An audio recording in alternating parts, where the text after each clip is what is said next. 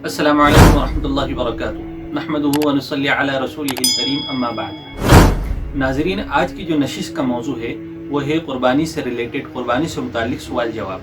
कई लोगों के मैसेजेस ईमेल के ज़रिए से, मैसेज के ज़रिए से, व्हाट्सएप के ज़रिए से और बज़ाते ख़ुद मेरे पास सवालात आए थे।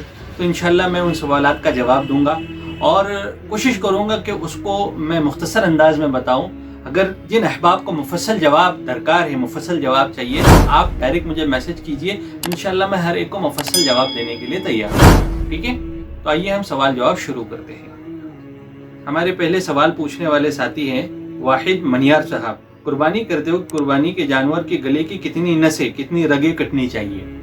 सवाल बड़ा प्यारा, बड़ा उम्दा है और बहुत ज़रूरी है कि जब आप कुर्बानी कर रहे हो तो कुर्बानी के अंदर आपको 4 रगों का और 4 नसों का कटना ज़रूरी है। सबसे पहली नस का नाम है हुल्क़ूम, जिससे सांस लेते हैं। नंबर 2 वो नस जिससे खाना और अनाज और पानी जाता है। नंबर 3 और 4 वो नस जिससे खून दिमाग तक पहुँचता है, वो नस का कटना ज़रूरी है।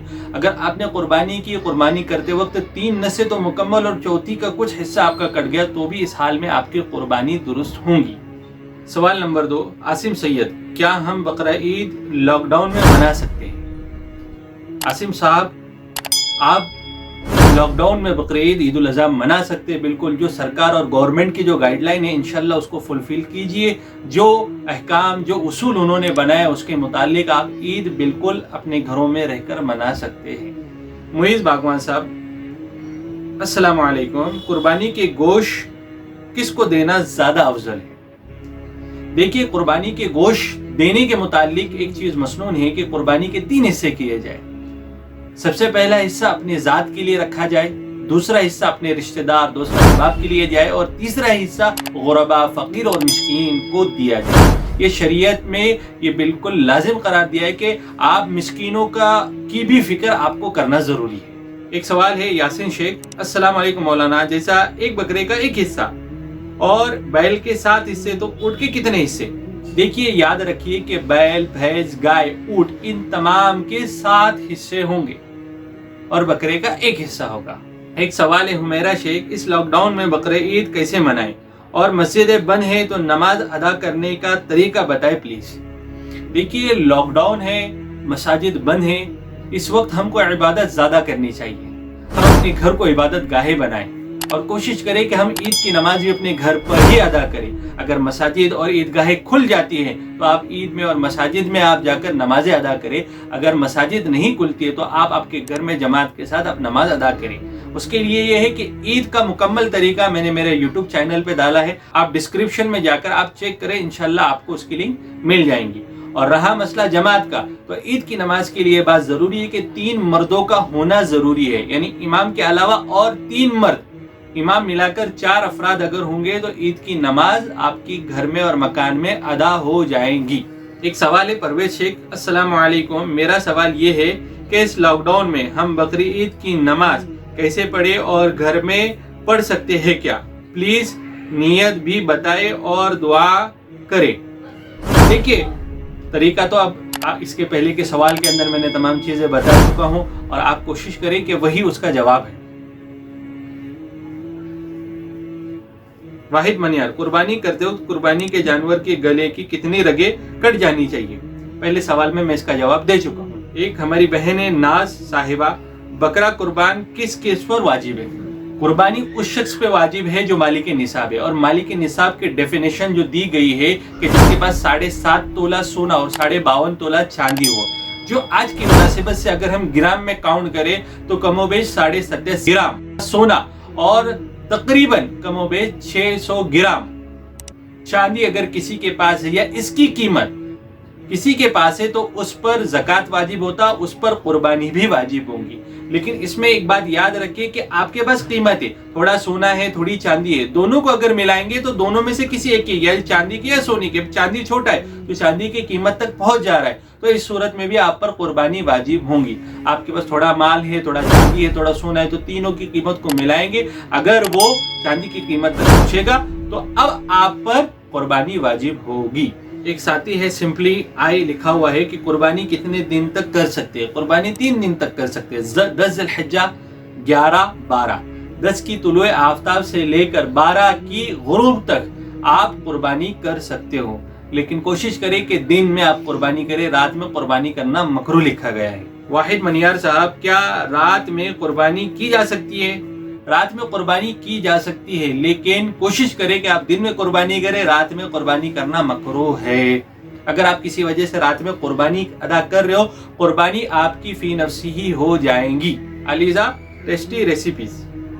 اچھا سر، آپ بقرہ عید میں عقیقہ کر سکتے ہیں کیا؟ بالکل، آپ بقرہ عید میں عقیقہ کر سکتے ہو، لیکن اگر آپ مالک نصاب ہے، اگر آپ پر قربانی واجب ہے، تو آپ کو قربانی کا ایک جانور اور عقیقے کا ایک بکرا، یہ دونوں کے الگ الگ حصے، اگر حصوں میں دے رہے تو دونوں کے الگ الگ حصے دینے پڑیں گے۔ اگر آپ بکرے کی قربانی کر رہے تو دونوں کے الگ الگ بکرے آپ کو قربان کرنے پڑیں گے۔ قربانی کا جو واجبیت کا جو آپ کا بکرا ہے وہ الگ ہوگا اور عقیقے کا الگ ہوگا۔ ایک ہمارے واحد منیار صاحب کی قربانی کا وقت کتنے دن تک ہوتا ہے؟ جیسے میں نے اوپر بیان کیا، قربانی 3 دن تک آپ کر سکتے ہو۔ ایف سید، عید پر قربانی کس پر واجب ہوتی ہے؟ میں نے آپ کو بیان کر دیا، آپ اوپر کا جواب دیکھ لیجئے۔ فاروق سید صاحب، بقرہ عید کی نماز کا وقت کب سے کب تک ہے؟ دیکھیے کہ بقرہ عید کا نماز کا وقت یہ طلوع آفتاب سے شروع ہوتا ہے۔ اللہ کے نبی صلی اللہ علیہ وسلم کی عادت شریفہ تھی کہ پیارے نبی صلی اللہ علیہ وسلم عید الاضحیٰ کی نماز میں عجلت کیا کرتے تھے، کیونکہ اللہ کے نبی صلی اللہ علیہ وسلم جس جانور کو ذبح کیا کرتے تھے، مسنون ہے کہ اس جانور کے ذبح کیا ہوا گوشت آپ کھائے۔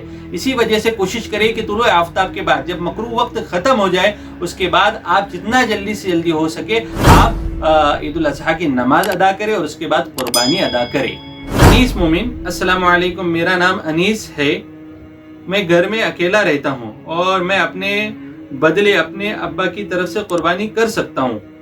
دیکھیے بزرگ، یاد رکھیے قربانی جن پر واجب ہے ان کو قربانی کرنا ضروری ہے۔ اگر آپ نفلی طور پہ اگر کرنا چاہتے ہو تو کیجیے، اگر آپ پر قربانی واجب ہے تو آپ کو قربانی ادا کرنا ضروری ہے۔ اگر آپ کے والد پر قربانی واجب ہے تو ان کو قربانی کرنا ضروری ہے۔ اگر آپ پر واجب ہے، آپ کے والد پر واجب نہیں ہے، آپ کی جانب سے قربانی ادا کریں اور آپ کے والد کی جانب سے نفلی اعتبار سے اگر آپ کرنا چاہتے ہیں تو بھی کر سکتے ہو، کوئی مذائقہ نہیں۔ عبد الواحد ہورے، السلام علیکم بھائی، قربانی کس پر واجب ہے اور کس پر نہیں؟ قربانی مجھ پر واجب ہے اور میرے ابو پر بھی واجب ہے اور میری حیثیت صرف ایک کی ہے، تو پھر کس کے نام پر قربانی کرنی چاہیے؟ یاد رکھیں یہاں پہ حیثیت کا مسئلہ نہیں ہے۔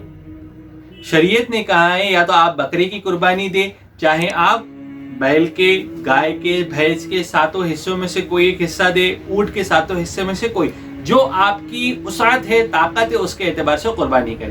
اگر آپ پر قربانی واجب ہے تو آپ کو بھی قربانی دینی ہے، اگر آپ کے والد پر قربانی واجب ہے تو آپ کو آپ کے والد کی جانب سے بھی قربانی کرنا ہے۔ اب ایک بات یاد رکھیے کہ بعض لوگ یہ کہتے ہیں کہ مجھ پر واجب ہے اور میں اپنے والد کی طرف سے ادا کروں، یہ بھی درست نہیں کہ والد صاحب پر جو واجب ہے، والد صاحب کا اجر ان سے متعلق ہے، اگر آپ ان کی طرف سے کر رہے ہو تو استحبابی طور پر ادا ہو جائیں گی، کوئی مذائقہ نہیں۔ لیکن بہر صورت اگر دونوں پر قربانی واجب ہے تو دونوں کو قربانی کرنا ضروری ہے۔ اگر آپ ایک قربانی کریں گے اور ایک قربانی نہیں کریں گے تو جن کے نام سے قربانی نہیں ہوں گی وہ گنہگار ہوں گے۔ اسی طریقے سے آپ کے سوالات ہمارے پاس پہنچ رہے ہیں، اللہ آپ کو جزائے خیر دے۔ جو احباب اور کچھ جانکاری جاننا چاہتے ہیں تو ہم سے کانٹیکٹ کریں اور ہم سے مسائل پوچھیں، اور اگر آپ کے ذہن میں کوئی اور شک و شبہ ہے تو آپ ڈائریکٹ مجھے میسج کر سکتے ہیں۔ انشاءاللہ اللہ تبارک و تعالی میرے ساتھ بھی خیر کا معاملہ کرے اور آپ کے ساتھ بھی خیر کا معاملہ کرے، اور اللہ ہمیں صحیح نہج پر قربانی ادا کرنے والا بنائے، آمین۔ جزاکم اللہ خیر و احسن الجزا۔